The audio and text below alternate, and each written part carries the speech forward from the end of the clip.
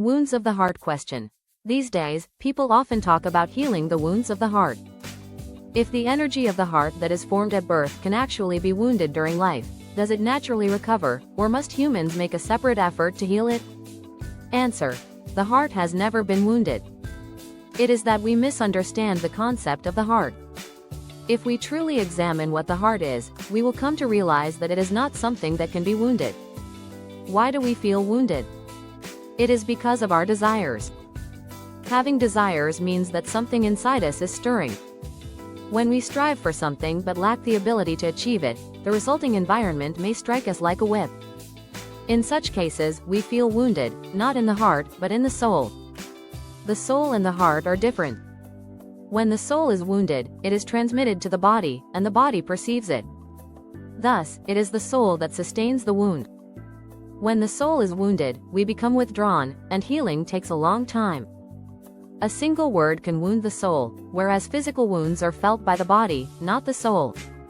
No one would say that the heart itself has been wounded in such a case. Rather, the soul is wounded when words or circumstances harm us, for instance, when we are ignored. Being ignored happens because we have lived in a way that allows others to ignore us. To heal from this, we must train ourselves to accept and digest such experiences. If we only blame others for ignoring us, the wound never heals. If someone ignores us, we must accept it. Over time, we will find that people stop ignoring us. However, if we respond with hatred toward those who ignore us, even more people will continue to do so. This happens because we have not yet realized the underlying truth. The same principle applies to being deceived. If we fail to understand why we were deceived, we are likely to be deceived again. Sustaining wounds means that we have been operating in an environment in a way that invites such outcomes. If something bad happens to us, it is because we have contributed to its occurrence. Therefore, we must never blame others. If we do, we will only face greater hardship, until we understand the lesson. The sooner we realize our own mistakes, the sooner we can prevent future difficulties. A similar concept can be seen in meditation. When we sit for meditation, various thoughts may arise, such as thoughts about our home.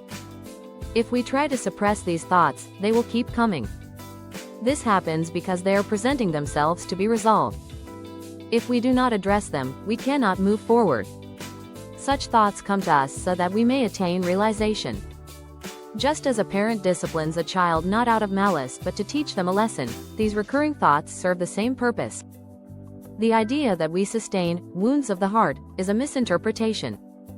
Instead, it is the soul that is wounded. A single word from someone can either wound or heal the soul. If we follow the right path, healing occurs quickly, but wounds can also form just as easily. This is why we live for the growth and development of our soul. Our body exists to help our soul evolve. What is the soul? It is our true self. We live for our soul's sake. We must come to understand ourselves, recognize who we are, and grasp the fundamental principles of life in this world. Once we gain this understanding, everything begins to unfold correctly. Our soul is divine. When we leave this physical body behind, we become divine beings. In the post-heavenly era, since 2013, souls are meant to become divine even before they leave their bodies. Each of us is already a divine being, our own highest deity. We must strive to live righteously for ourselves. The ancestral spirits and divine beings that surround us are here to assist us, not to lead us. Our lives are not meant to be dictated by spirits, rather, they support us so that we may grow and attain liberation. Therefore, how we choose to live is of utmost importance. We should have studied and grown in this understanding, but many people fail to seek this knowledge. Instead of recognizing their own divine nature, they merely kneel and worship spirits, thinking that is enough. The spirits that come to us do so because we need them, not because we exist for them. We must value ourselves. If we fail to recognize our own worth and do not find the right path, we will wander aimlessly through life and eventually reach its end without fulfillment. We have come to this world to live our own lives. The last generations of Honjic, beneficent, humans must not remain ignorant of themselves. We must become the central figures of our own lives, with all spirits supporting us in our great tasks. Only by understanding this can we accomplish significant work. Understanding emotional wounds and soul growth, simplified explanation. 1. The heart does not get wounded. What we often call a wound of the heart is actually a wound of the soul. The heart itself does not get wounded, rather, we misunderstand its nature. 2. Wounds come from desires. We feel wounded because of our desires. Desire arises when we want something but lack the ability to achieve it. When this happens, external circumstances may negatively affect us, and we perceive it as a wound. However, it is not the heart but the soul that gets wounded. 3. When the soul is wounded, the body feels it. Words, changes in circumstances, or experiences of being ignored can hurt the soul. When the soul is wounded, this pain is transmitted to the body, causing feelings of withdrawal or distress. 4. The way to overcome wounds is to accept them.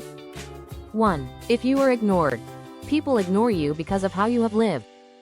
If you understand and accept why this happens, over time, people will stop ignoring you.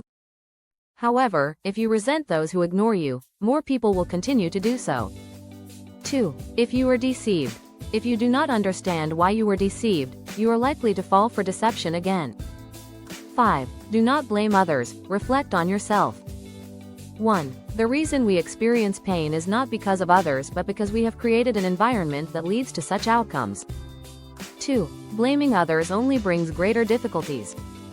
3. Recognizing your own mistakes quickly is key to preventing future hardships. 6. The principle of meditation and overcoming wounds. 1. When unwanted thoughts arise during meditation, they do so to be resolved. 2. Suppressing them does not help, they must be addressed to move forward. 3. Just as parents discipline children to teach them, these recurring thoughts exist to guide us toward realization. 7. The growth of the soul and the purpose of life. 1. We are in this world to develop our souls. 2. The soul is divine, and when we leave our physical bodies, we become divine beings. 3. Since 2013, the post-heavenly era, human beings are meant to realize their divinity and strengthen their souls. 8. The relationship between gods and humans. 1. We are not subordinate to divine beings. 2. Ancestral spirits and spiritual entities exist to assist us, not to control our lives. 3. We should not live relying on gods, rather, they support us as we take charge of our lives. 9. We must understand ourselves. 1. If we do not recognize ourselves, we will live an uncertain and unstable life. 2. The last generation of Honjic humans, those who live to benefit the world, must become self-aware. 3. Spirits will assist us, but we must take responsibility for accomplishing great things. Conclusion: experiencing wounds is part of the soul's growth. To overcome them, we must reflect on ourselves, avoid blaming others, and take charge of our own lives. The role of spiritual beings is to support us, not to dictate our path. Understanding ourselves and focusing on the development of our souls is the most important purpose of life. The whisper of the soul. On the outskirts of a bustling city, hidden between towering trees and winding streams, there stood an ancient temple known as the House of Reflection. It was said that those who ventured there in search of healing would leave with not only their wounds mended but their very souls transformed. Among the weary travelers who arrived one fateful evening was a young man named June. June had lived a life riddled with disappointments. Betrayal, failure, and loneliness had carved deep scars into his heart. He had lost count of the number of times he had been deceived, ignored, or abandoned. To him, the world was a cruel place, indifferent to his suffering. Desperate for answers, he sought the guidance of the temple's wise master, an enigmatic figure known only as the Guardian. Under the glow of the flickering lanterns, June bowed before the Guardian. "Master," he pleaded, "I have come seeking healing. My heart has been wounded countless times. No matter how I try, the pain never fades." The Guardian studied June for a long moment before speaking. "Tell me, where exactly is this wound you speak of?" June placed a hand over his chest. "It is here, Master. My heart aches from all that I have endured." The Guardian chuckled softly. "Ah, but you misunderstand. Your heart has never been wounded." June frowned. "How can that be? I have suffered greatly." The Guardian gestured for him to follow. Together, they walked through the temple gardens, where the cherry blossoms danced in the evening breeze. What you perceive as wounds of the heart, the guardian said, are in fact wounds of the soul. The heart beats, the heart feels, but it does not break. It is your soul that bears the weight of your burdens. June shook his head. If that is true, then why does my suffering feel so real? The guardian stopped by a small pond, its surface reflecting the moon's silver glow. Tell me, have you ever thrown a stone into a pond? Of course. And what happens? The water ripples. The guardian nodded. Your desires are like stones cast into the pond of your soul.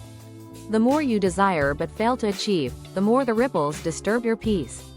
The world does not wound you, June. It merely reflects your own expectations. June clenched his fists. But I have been deceived. I have been ignored. Should I not be angry? The guardian smiled. Let me ask you this. If one person ignores you, does it define who you are? June hesitated. No, but it still hurts. The pain lingers because you have yet to understand the lesson, the guardian said. When someone ignores you, it is often because you have allowed them to. If you crave recognition, you give others the power to validate your worth. And when they refuse to do so, you feel wounded. But tell me, June, who holds the power over your soul, you or them? June looked down at the rippling water. I suppose I should. The guardian nodded. Exactly. The moment you stop allowing others to dictate your value, their actions will no longer wound you. June's mind swirled with questions. And what about betrayal? If someone deceives me, should I not be angry? The guardian plucked a fallen leaf from the ground. Anger does not change the past. It only chains you to it. If you do not learn why you were deceived, you will be deceived again. But if you recognize the role you played in that experience, you will grow wiser. June's shoulders sagged. Then how do I heal? How do I move forward? The guardian released the leaf, allowing it to drift into the pond. Healing comes when you accept the lesson, rather than resent the pain. Do not suppress your wounds, understand them. Let them teach you. June closed his eyes, feeling the weight of his past begin to shift. For years, he had carried his pain like an unshakable burden, blaming the world for his suffering. But now, he saw the truth. The power to heal had always been within him. It was not the world that had wounded him, but his own misunderstanding of himself. As the night deepened, June made a silent promise to his soul. He would no longer live as a victim of his past. He would learn, he would grow, and most of all, he would reclaim his power. And with that realization, the ripples within his soul began to settle, at last finding peace in the stillness of understanding.